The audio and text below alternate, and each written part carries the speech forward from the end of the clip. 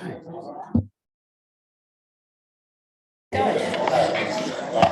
Good morning, everyone. I declare the council meeting CL23/9 open and welcome everyone here. I shall open with a karakia. Whakatau mai te wairua, whakawātea mai te hinanaru, whakarite mai te tinana, kia ea ai ngā mahi, hai. Please note that this meeting is being live streamed and the consequences of that. I don't have an apology for lateness from Councillor Sol. Can I move and second for that, please? Councillor Murray Benge, Councillor Coxhead, all those in favour, please say aye. Against, carried. There are no late items. Does anyone have a declaration of interest? No, okay. There are no public excluded items. And I'm not aware of anyone for a public forum. Councillor Coxhead. Okay, no worries, okay. So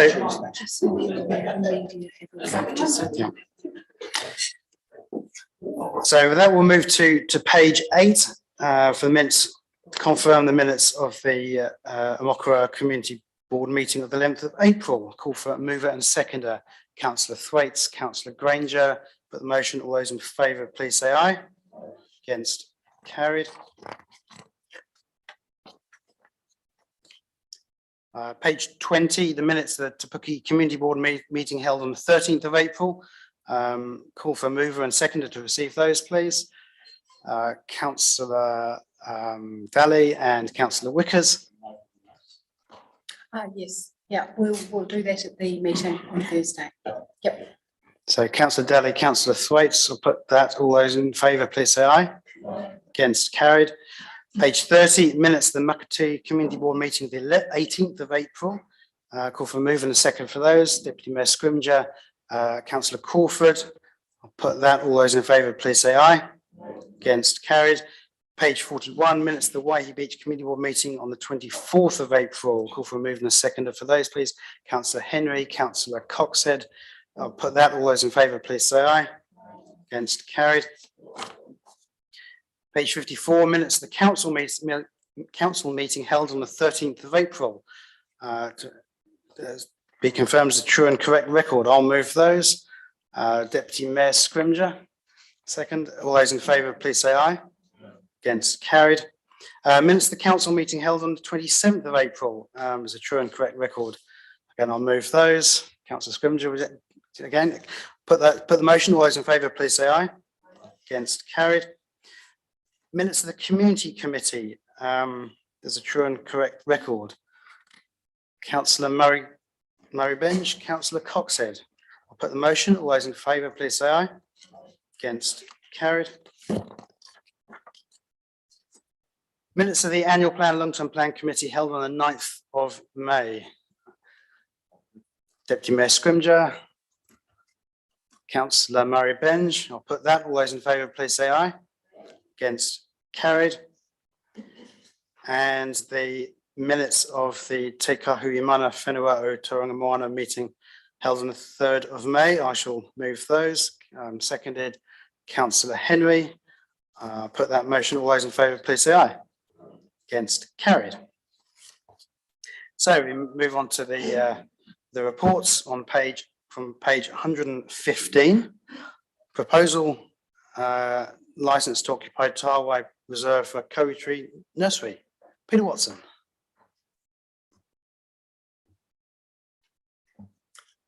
Good morning, Your Worship. I was hoping to have Ricky Nelson here, but he's maybe caught up in traffic. Yeah, so this report's about creating an opportunity for getting a Kāori nursery established on the lower part of Tāwai Reserve. It's a bit of a, I guess, a bit of a backwater part of the reserve, leftover remnants from road taking and also from the old railway line. Doesn't interfere with the main top part of the reserve, but it's a good opportunity. We were approached by Ricky Nelson from Kaimai Kāori and supported by Ngāti Te Wai to set up a nursery which can create some, build some capacity and capability in their team and gives them some opportunities, but also some benefit to, obviously with the Kāori and the Kaimai Kāori project and the funding that the government's put into that, but also we can do with some more Kāori around our reserves as well. So there's an opportunity there for everyone to look at. So basically it's a standard licence to occupy, and we need to go through a consultation process. So today's decision is a decision in principle, and then we go through, seek any feedback and objections and bring it back to full council for final sign off. So I'm open to questions. Any questions? Councillor Coxhead. So I note it's a licence to occupy because of the purpose of the activity. So in terms of that versus a lease, what's the payment differential, or is there one, or can we know what the payment is? No, there is no payment differential. We'll look at that. I need to further understand if there's a commercial nature associated with the project. My understanding it's not. It's more about growing Kāori for Kāori and the Kaimais and for other around the reserve. So, but any league or licensed rent is yet to be negotiated. Thank you. Any other questions? I did have one of my own, Peter, in that I noticed the shape that they're requesting it's a sort of a bit of an odd shape. Are they going to ask permission to use part of the road reserve as well from Waka Kotahi?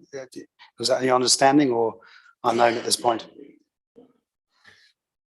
It's a shame Ricky not here to answer that question. I think that's more of a question targeted at him, Your Worship. But my understanding that Ngāti Toa and like a lot of hapu with the State Highway 2 upgrades, there's been a lot of negotiations about various settlement, every bit of black tarmac they put down, they're trying to get some planting somewhere. So it's not up to me to say, but I think wouldn't be surprised if Ricky and co are talking to Waka Kotahi. Say that the works that have been done there recently, I confirmed with Waka Kotahi that the intersection there is the upgrade that they're getting. There's no big roundabout that's going to interfere with anything at any point in time. So they could very well apply for a licence to give a more rectangular shape to the site. Thank you. Councillor Henry. I would support this notion, the idea to actually have this as an opportunity to grow Kāoris to put back in our rohi.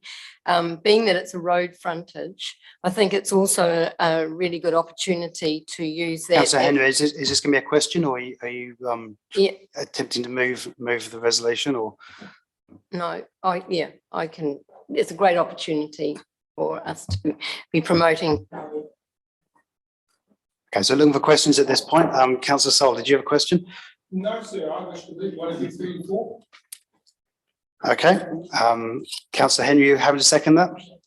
Okay, it's been moved. Any debate? Councillor Joyce.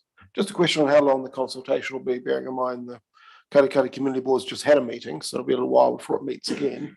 So when will be the opportunity for the Community Board to have a look at this?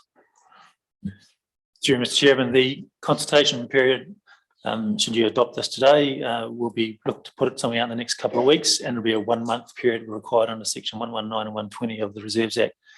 So, but it's not to stop anyone can submit at that point in time if the board wish to do so as part of a workshop or something. They're more than entitled to submit to that process. Councillor Murray-Venge. I'm supportive of the project, but Peter, I'd just like to ask, has he got the network and the support? Will you be overviewing what they're doing?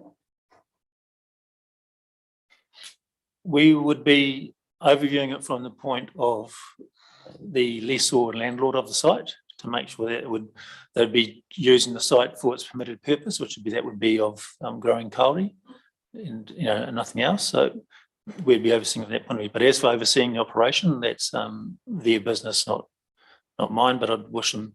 We want them to succeed in what they're doing, because I think it's a good outcome for the wider community.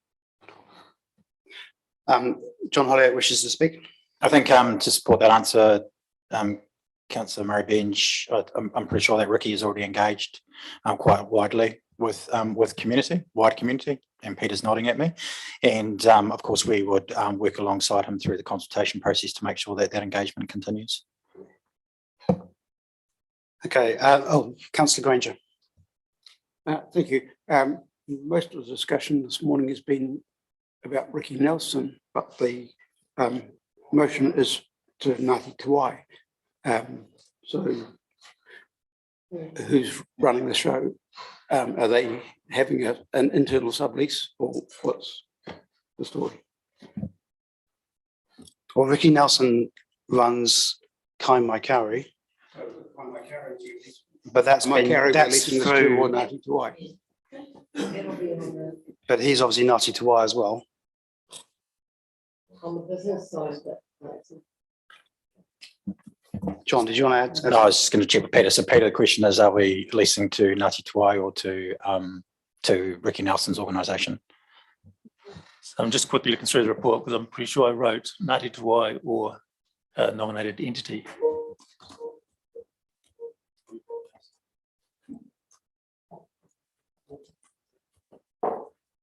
We'll clarify that as before we go out.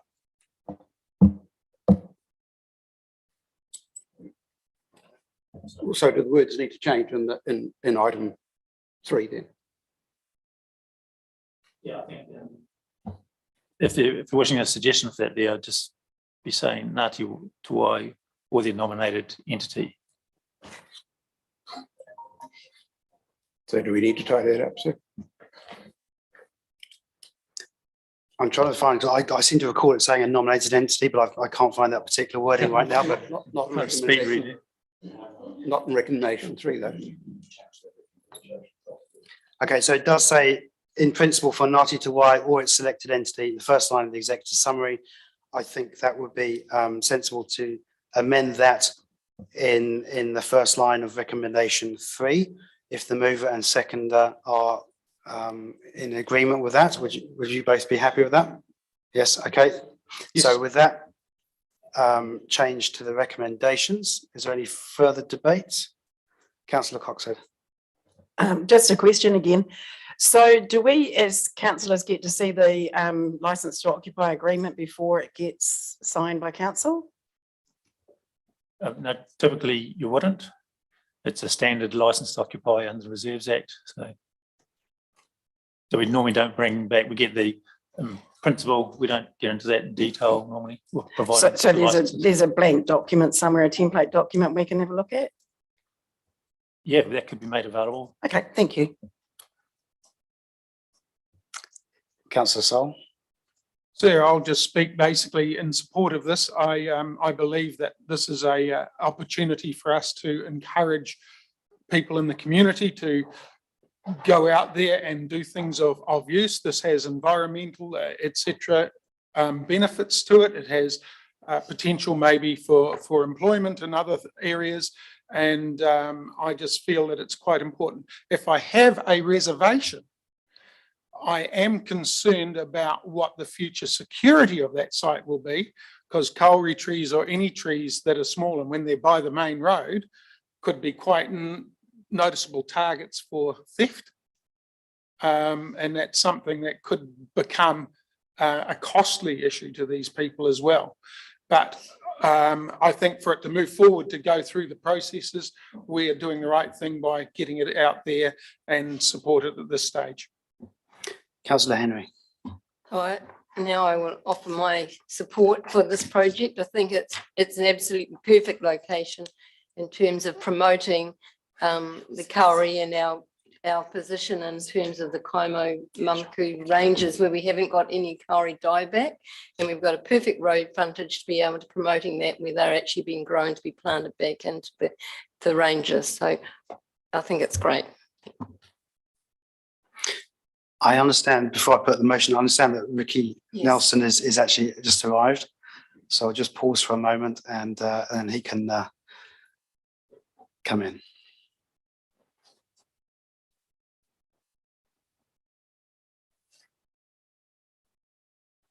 While we're pausing, could I ask, does he have to be restricted to only kauri trees?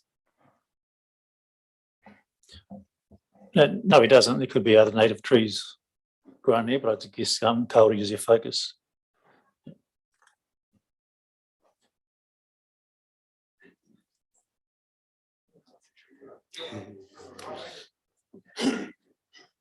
Good morning, Ricky, and thank you for coming in.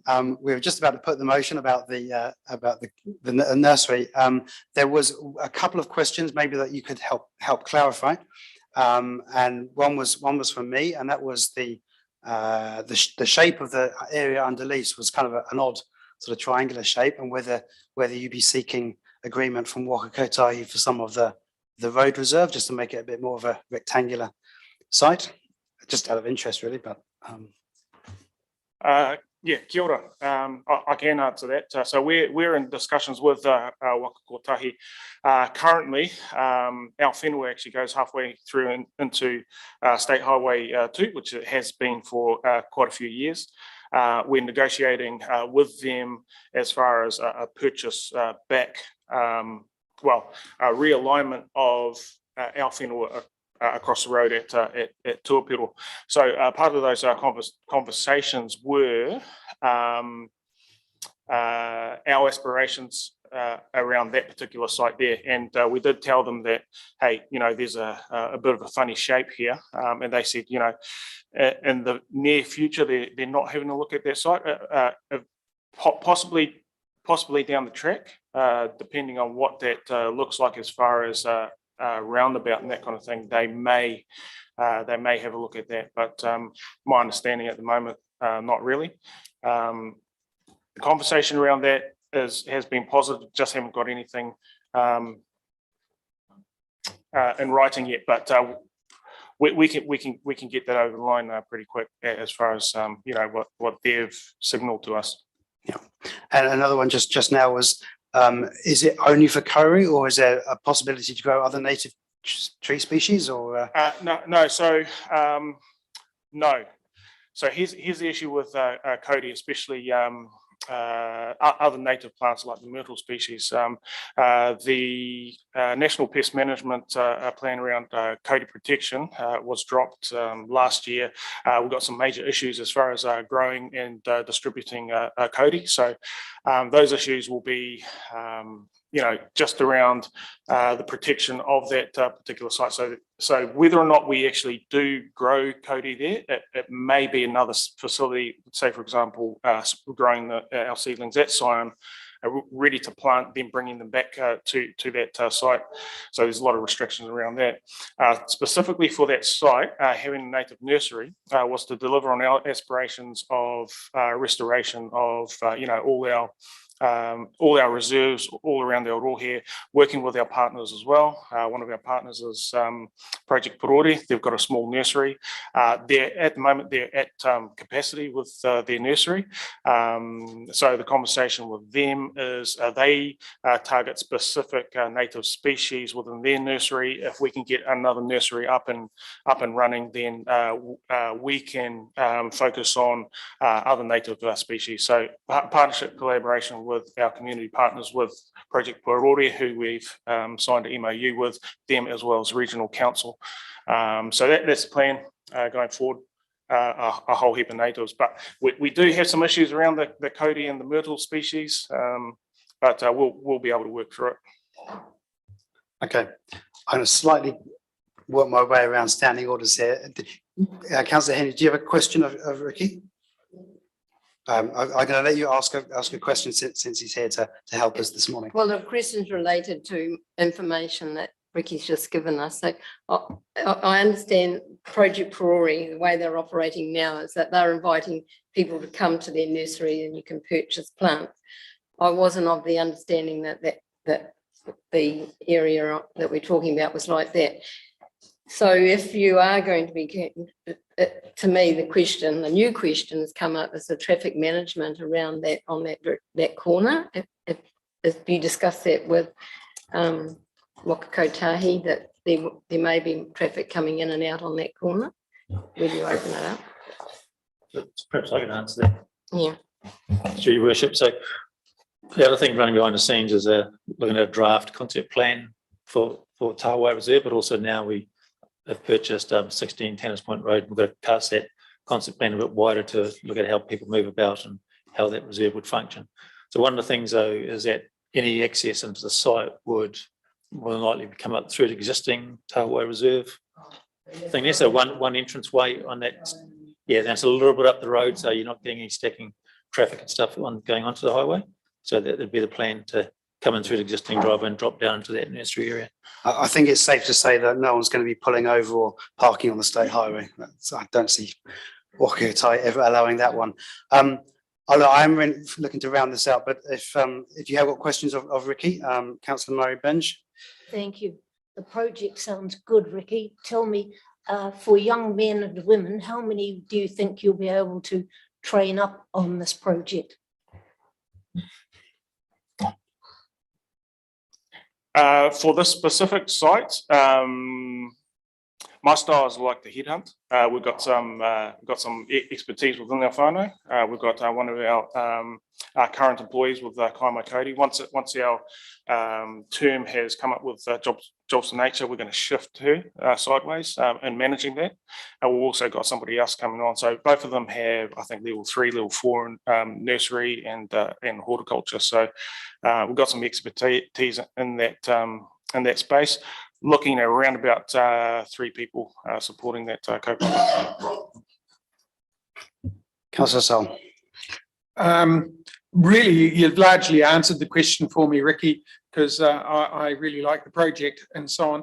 But I also looked at that land and some of it I just felt would be difficult for Kauri anyway, with a lot of road runoff, etc. You know, they're not that keen on wet feet.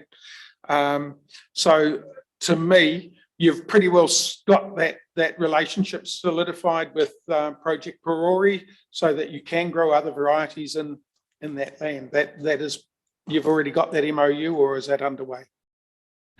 The MOU, I think, was signed about a month and a half ago up at Regional Council.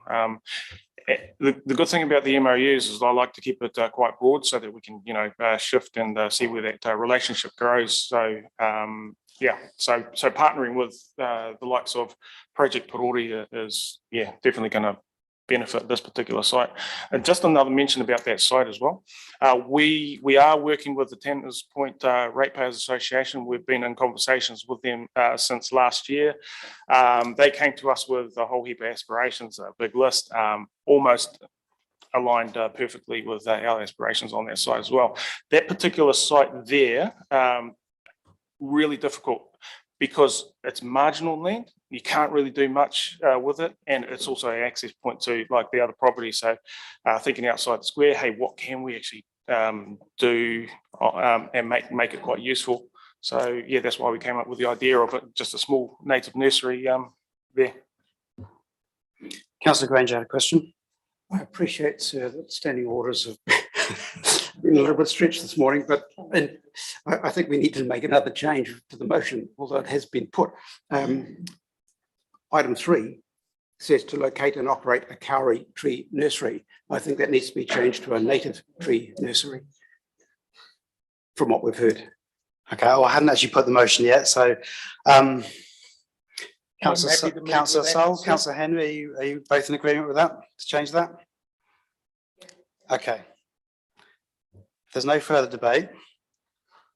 It's all been back to front today, but anyway, I shall put the motion. All those in for recommendations 1, 2, 3, and 4 with those noted amendments. Caroline, you've got those? Yes, so I've added or a nominated entity, and I've replaced kauri tree nursery with native tree nursery.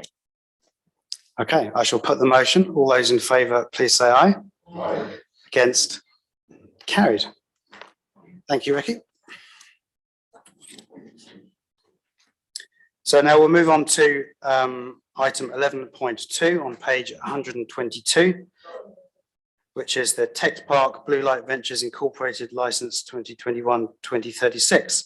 So for this, I'll welcome up Bill Wheeler, who's the Tech All-Terrain Park Manager, and Rod Bell from Blue Light Ventures.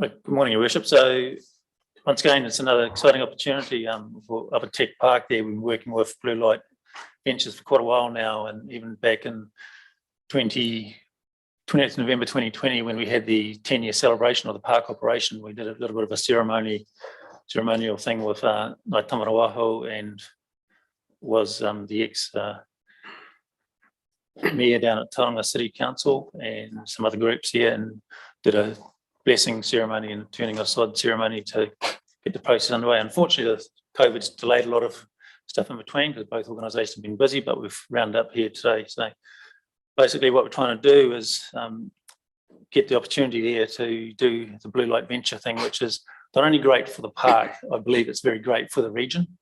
If you look at the goals and aspirations of Blue Light Ventures, but I'll let Rod talk a bit about that. So I think it's a good opportunity for youth education, which is part of the vision of Tech Park as well, to educate people about all sorts of things in life. And this is a great opportunity to work with our youth going forward and long-term get them involved in the park. Another benefit is that the proposal would see a caretaker role being up at the park, which is really great from our perspective, having someone there to support Daryl in after hours and what have you, and just really good round support and ability for all users in the park as well. So that's the introduction. So if you'd like to hear anything from Rod, he'd be happy to. Thank you, Peter. I'll kick off with a few questions that I had. Firstly, I think it's a great opportunity, but if this is, my first question is, if this is to be a camp, are you confident that this will not introduce reverse sensitivities to the existing activities which are purposefully located far from where anyone lives? Rod and his team have done presentations to the Tech Park User Group Forum, and there was some initial things about the shooting guys, but then Rod pointed out they actually do shooting with the youth anyway, train them up how to use firearms responsibly, learn the 7 rules of a firearm. And once the park users started to realise that there's coexisting opportunities, for example, if the campground's there with accommodation, they could be having a big event, and if it's not being used for youth, it can serve as a place to stay for people coming out to another bigger event in the park. So I think everyone going into Tech Park, the reverse sensitivity is, I think it's really settled down now. Everyone's got their own little space and doing what they need to do, and they can actually go in the park and not even aware that others are in there doing their activities at the same time. So I don't think that's an issue. Thank you. And the second question is, will the existing public trails remain open to the public? Because I notice some of the trails goes through that area. So my understanding intention of that is that yes, they will, but if there's an activity that's been used during a week time when it might be a bit quieter, then there's opportunity for, they may not be open at that point in time, but generally in the weekends, my understanding is that. Did you have anything else to add to that, Bill?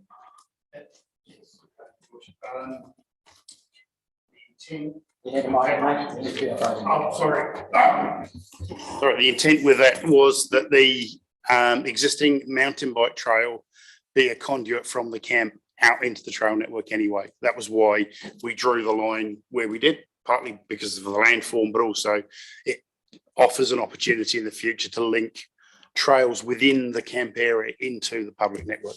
Okay, thank you. And my last question was, what is the impact on forestry operations? Is this area to be logged or being planted? What's the status there, please? This area isn't, it's been logged in the past and it hasn't been planted up in forestry yet. It's just got some, I guess what you call wildling pine come through, seedling pines from previous forestry, but there's got a good native crop in there, which is satisfying our ETS stuff. So it's not an active logging site. Thank you. Any further questions? Councillor Granger, did you have a question? No. Councillor Murray-Benge. Thank you. I'd just like to ask, the blue light has had such a wonderful reputation nationwide. Are you connected right throughout the country, or is this a completely separate organisation? And how many children will you sort of be able to cope with at any one time? And obviously, who refers the children to you? And I think you do a wonderful job, and it's challenging. And I'd just like to know a little more while we've got you here, sir. Yeah, so my role is CEO of Blue Light nationally. We have 76 branches all based out of police station. We do have a Tauranga branch, which is based mainly out of the Grantham Police Station locally here. Just so happens that our national office is based here in Tauranga, so our programs team are based out at Tauriko, and then they go from there and run camps and programs across the country. So the idea of having a camp locally is that we're fortunate in our national programs teams here and can link in across the country, but referrals are very much local schools, as well as through local police officers, depending on what the programs are. So for our camps, and we currently own a camp in Wairaki, and we've just had a camp donated to us also in Awhitu on the Manukau Harbour. So it is quite a common part of what we do. Our camp at Wairaki, we have actually sold to the local iwi down there with the purpose of hopefully replacing it with a new camp at Tech Park, which we think is fantastically located for probably our strongest area of blue light, which is the Western Bay Plenty area, and also that we can have young people do work and activities in the park with the other users, which we have such a good relationship with, but also, of course, going out to the local community. So to answer, yes, we are linked to blue light nationally. Blue light, most people think of us as discos still, but we now have 100 staff, just over 100 full-time staff working for Blue Light in youth development across New Zealand. So it is quite a big deliverer of youth development programs. A very important part of us is a venture-based activity, and that's why we're really excited, rather than just have a camp, which is usually something which is 50, 60-year-old, we've picked up and adapted to be building a bespoke park that supports the local community, the local user groups, and most importantly, young people is a really, really exciting thing. Thank you. You just sort of tell us also the results of having young people doing this adventure work under your supervision? Yeah, it's huge, I feel. I think for a lot of our young people, they never get the opportunity to do a number of the activities we have at the camp, let alone some responsibilities they learn from camp. Some of the basics, life skills as we call them, which is for a lot of us is getting up and making beds and having 3 meals a day, quite unusual things sometimes, as simple as that. But we also provide over 6,000 NCA credits on the education side as well. So we have an MOU with every high school in New Zealand, which means that we can actually deliver educational outcomes for young people that attend our camps as well. That's at the older level, but we also run a lot of camps. Our main focus for our camps is usually around the intermediate age, going through to about year 10 or Form 4 for us slightly older people. None of you people, I mean, just me.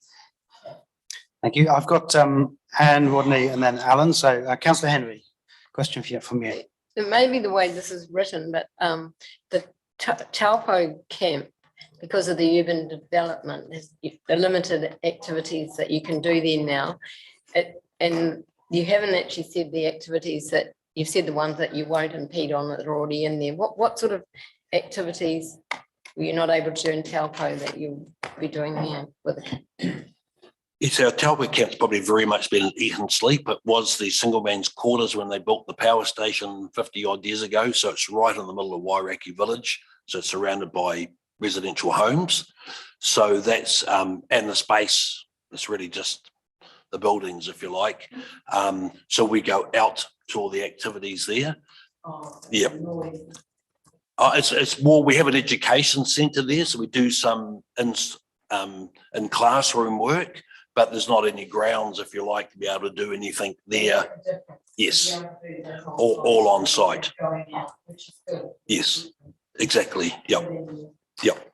And this way the site is out at Tech Park, we actually will have the, if you like, the residential, the sleeping part and the meals, and there's a slightly different gap. There's like 2 building sites, and we'll have the gym or recreation centre on the other side. So we can actually potentially run 2 lots of work at the same time with young people that are staying on site, and also to bring in day activities for local students as well. And is the option to, I've looked to see if there was an extension to this that can be extended beyond the 2036. We're happy if you wanted to give us 120 years, would be fine. Okay, councillor Joyce, please. Yeah, related to that, actually, I mean, how much you're looking to spend there? And 15 years does seem reasonably short for the substantial investment you're planning to make. I don't know, Peter, whether that's a sort of legislative restriction, or how does all that work? I mean, that's looking to spend quite a bit of money, presumably. And 15 years is quite a short lease if you're going to invest a lot of money. We'd certainly like a longer lease. I know our camp in Awhitu is on regional council land up there, and we have a 28-year lease, which obviously gives you quite a bit more certainty. The investment, we've done quantity surveying, and our investment could be as much as 14 million, which is a major, by far our most major investment ever. So it is, but we're very confident that we will show over that time such a desire and need for the community that a renewal of the lease, we feel, would be a fairly easy process. We would, if it's not an easy process, it was because we've done something wrong, we would think.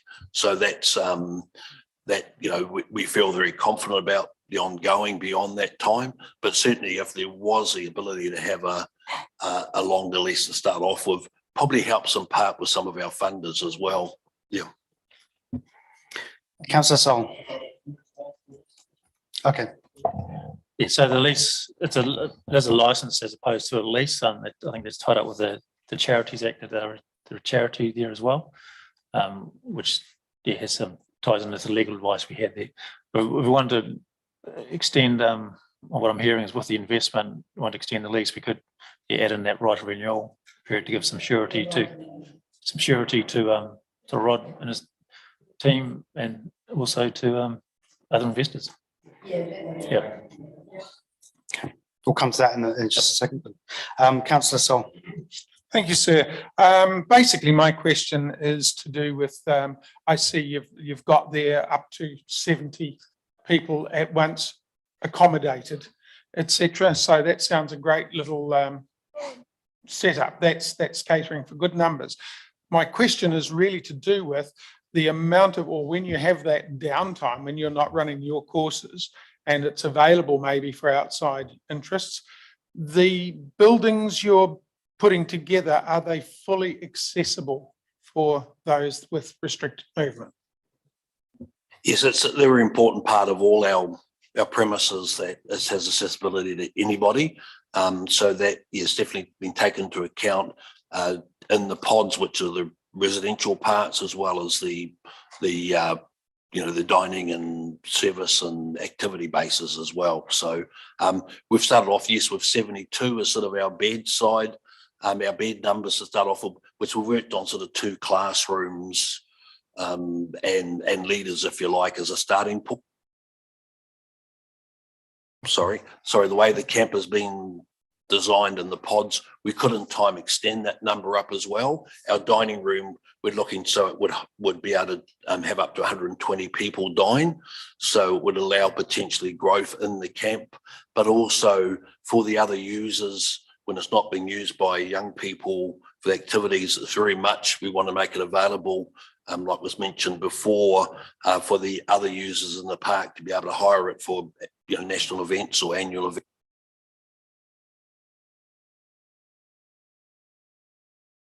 Councillor Crawford. Glad to see you doing that. I know that Wairaki one, stayed there myself. Why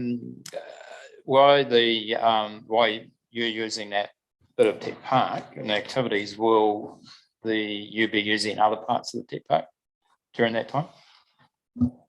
Yes, with the relationships through the user group, we think there's a lot of other organisations, and I suppose obviously Tree Adventures is one simple one, if you like. We would expect our young people to use that.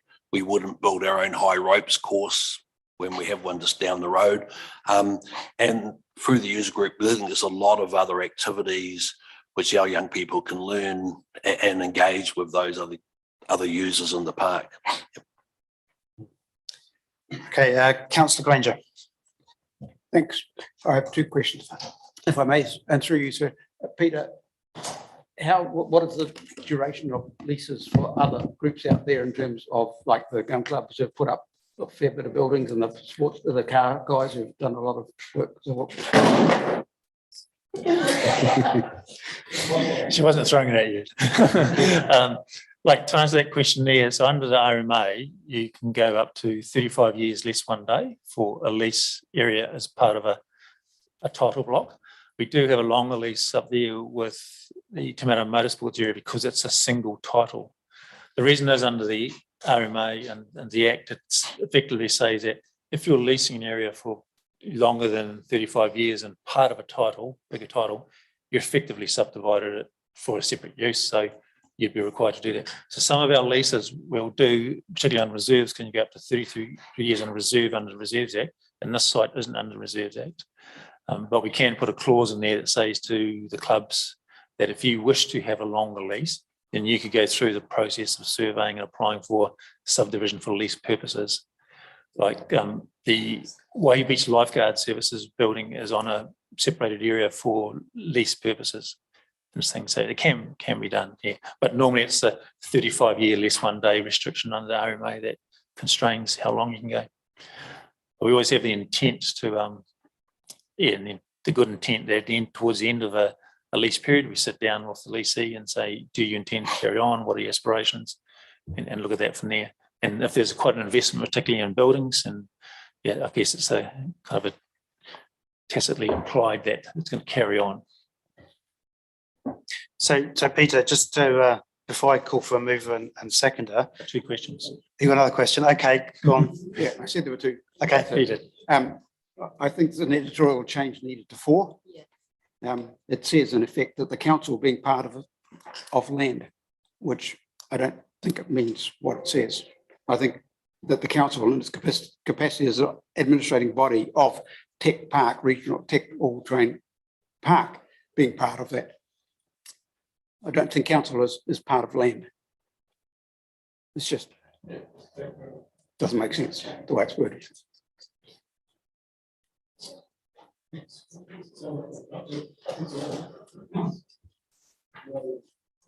Yeah, you're right. So I was saying, just adding in as administrating body of Tech Park on behalf of Tauranga City, because that's kind of message of dual ownership of Tech Park being part of blah blah blah. Yeah. We're happy with that change. Okay, Caroline, have you got that? Not quite. Can you say that again, please? Let's just put in after the brackets, Tech All-Terrain Park. Between the bracket and the being.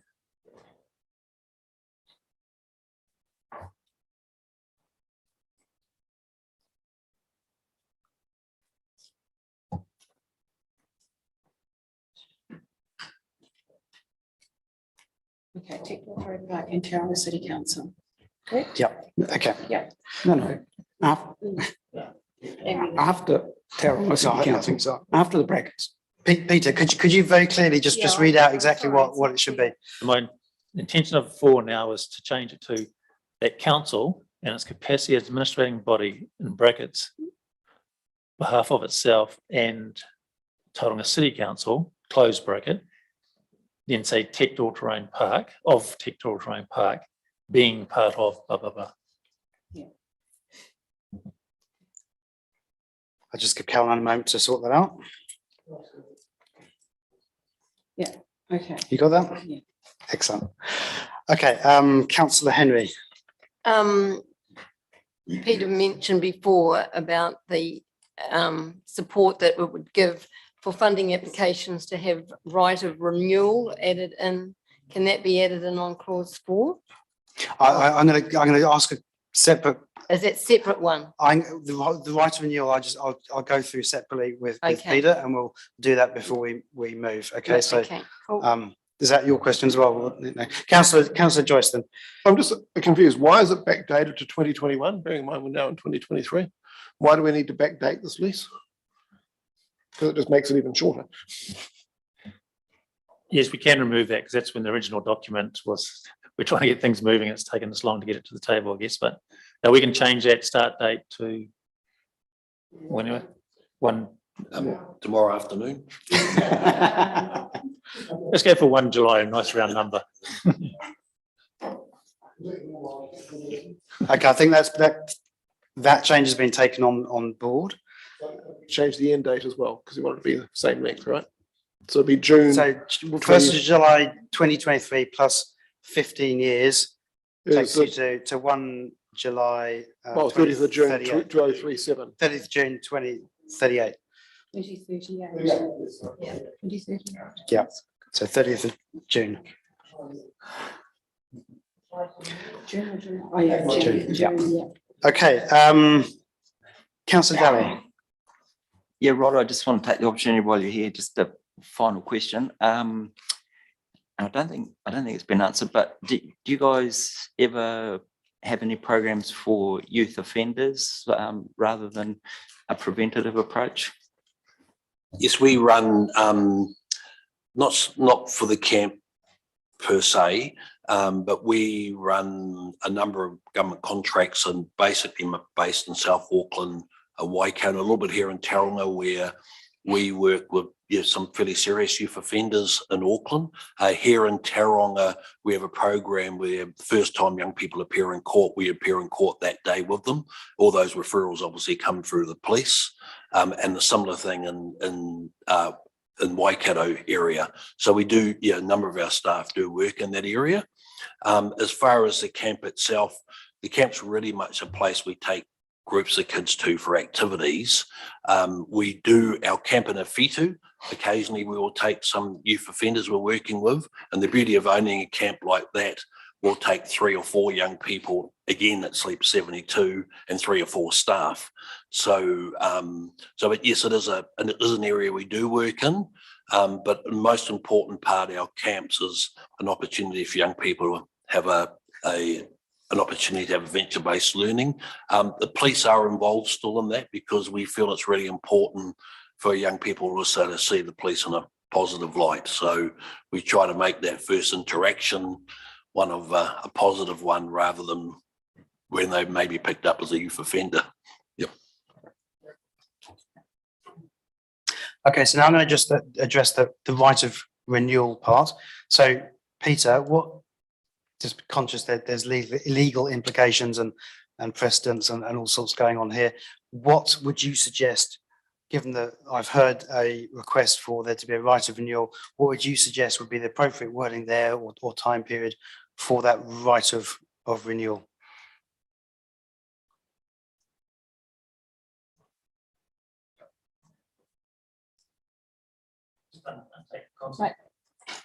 Yeah, so we're just thinking, so that period there now is for like a 15-year period. So we're just saying that plus 10 on top of that would suffice. Plus 10, okay. So with that change, How would you with the like right, to write that? Number 5. was it plus 10? Yeah, but number 5, mate, just make it a new one and make it easier. Oh, no, I think we had with the right of renewal for a further 10 years. The right of renewal for a further 10 years. Got it. Thank you. Councillor Coxhead. Just a question, why wouldn't we do the right of renewal for the same term as the initial term?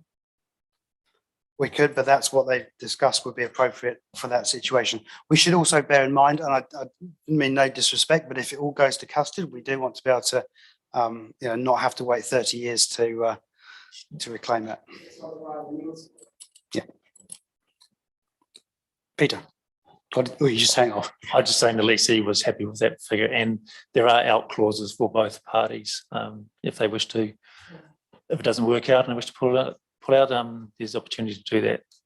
Okay, so with those changes, which include the wording change from Murray, Councillor Granger, the renewed start date from 1st of July this year to 30th of June 2038, and with the right of renewal for a further 10 years, I'm looking for a mover and seconder for recommendations 1 to 4, and I see Councillor Joyce and I see Councillor Henry. Is there any debate on this? Councillor Murray Benj.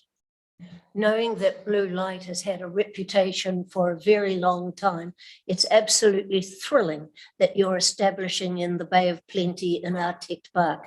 It's was set up for the noisy boys' toys, and here you're going to give young people an opportunity under supervision to really make worthwhile experiences. And I'm quite sure that a lot of the groups that are already up there will be keen to actually work in with you and give you all the support that you need.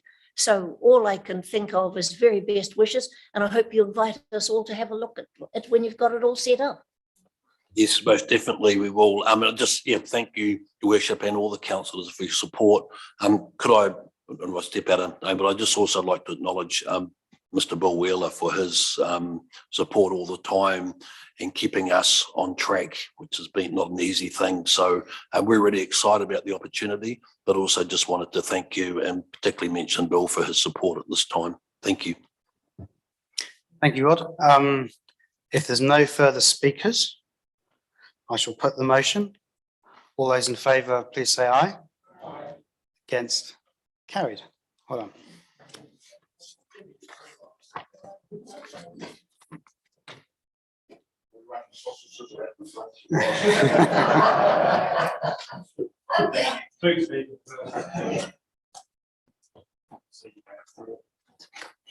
Yeah.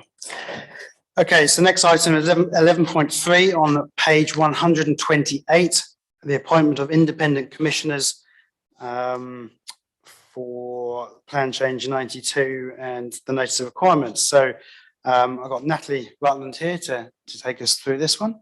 So Natalie. Good morning, Mayor and councillors.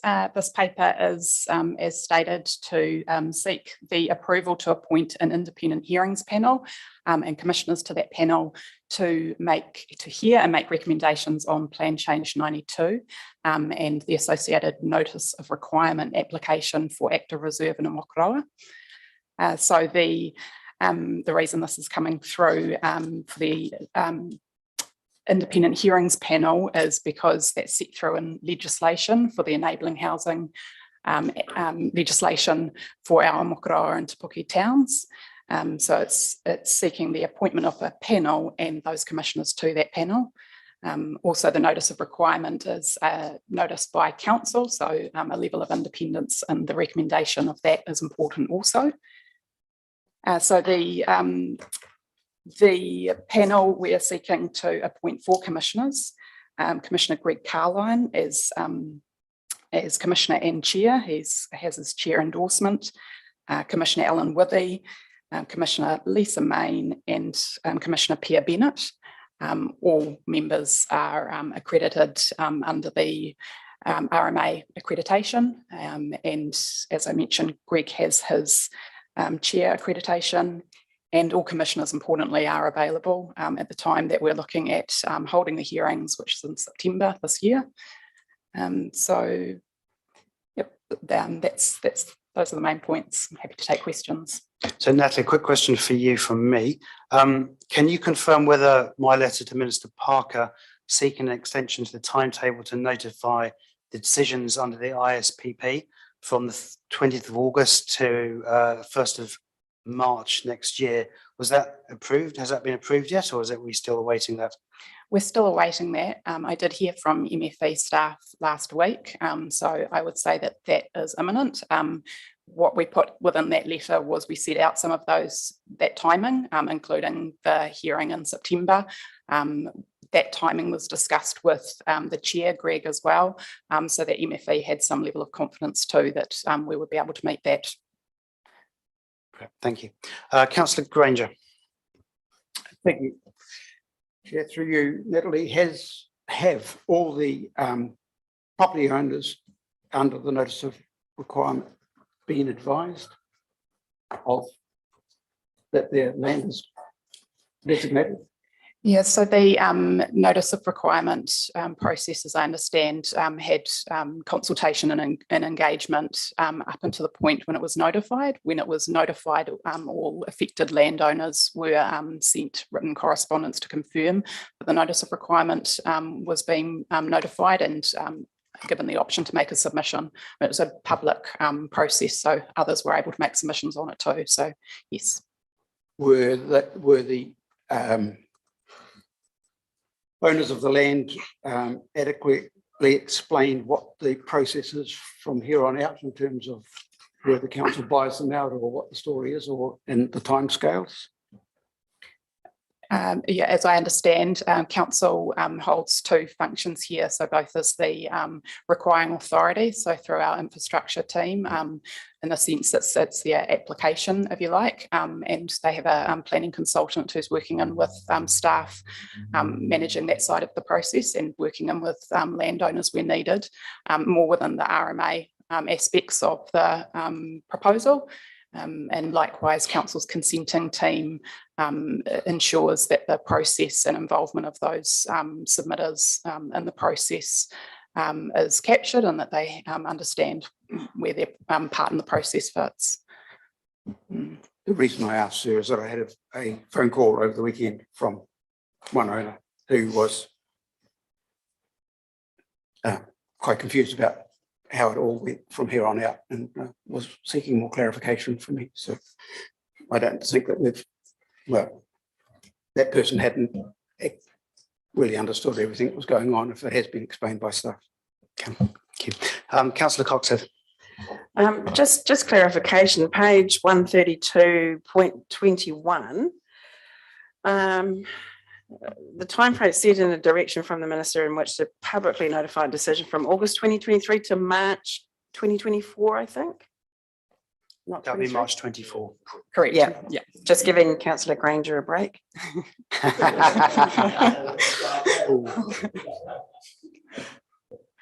Okay, Councillor Murray Bench. Some councils actually appoint people who know the area reasonably well, and we seem to go for people who don't know a diddly squig about it. Could you please comment about Lisa Main, who is an Urban Design and Planning Limited, a commercial person being part of a planning process? Yep. So Lisa Main is a qualified urban designer and planner.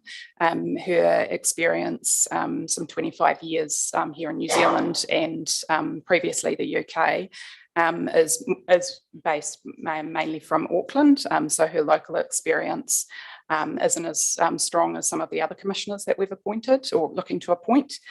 And I would say that with the urban design area of expertise, we have sought someone that had that in particular, and felt that that would be a good balance given some of the aspects that have come through in the submissions. But there is not, it's fair to say that the finding commissioners that are available at the time available has meant we've needed to go beyond local commissioners. Okay, if there's no further questions, I'll look for a mover for recommendations 1 to 4. Do I have a mover and seconder, please? Councillor Crawford, Deputy Mayor Scrimger. I shall, are there any debate on that? No, in which case I shall put the motion. All those in favour, please say aye. Against, carried. Thank you, Natalie. So we move to page 134, item 11.4, and the Chief Executive Officer's meeting report. John, did you want to talk about that? Take it as read. Any questions of CEO? No? Okay, so I'll move that the report be received. Have a seconder, please. Councillor Sol. There's no debates. I'll put the motion. All those in favour, please say aye. Against, carried. Moving to item 11.5, the Mayor's report to council. Page 135. Are there any questions from anyone out there? Councillor Murray Bench. With the timelines that you've got here, are you losing weight? Sadly, quite the opposite. Councillor Henry. Can you give us a highlight of the meeting, the issues with Mr. Hope out at Waihi Beach? That was, so Susan Hope and some neighbours at Waihi Beach, they took me on a little tiki tour around some sites in Waihi Beach that required stormwater attention. Yeah, and that was prior to the recent flooding. Nothing that we didn't already know about. Or So it was useful to see it in person, and I appreciated the time they took to show me around, some of which I knew, but it was good to see it in person. that's Yeah, good. yeah. Councillor Coxhead. Apologies if I've missed this, but the Communities for Local Democracy Plenary Group Zoom on the 9th of May. That's right. Have you reported back on that to us or? That's what I'm doing now. Okay, great. If you could. Quite hard to do much report, but it was, so Communities for Local Democracy had all the mayors who were members of that group, and they invited me as well. It also involved Christopher Luxon and Simon Watts, and we had the opportunity to ask questions and understand National's proposal, and yeah, as a Q&A basically. Can you discuss National's proposal? Well, I think it's Other than what's reported it's or? pretty well what's reported. I sought clarification on, if I can remember correctly, on how it would work in terms of have it being able to I wasn't now I was concerned that you wouldn't be able to have control and yet get the funding, so they sought to help me understand how that would work. It's still not entirely clear, to be honest, but yeah. Councillor Granger. Thank you. Second is Councillor Henry. No further debate? Just put the motion. All those in favour, please say aye. Aye. Against? Carried. Okay, so with no information for a seat, we'll move to the confidential section. So I'm looking for a mover and seconder to move into confidential, please. Councillor Coxhead, Councillor Sol,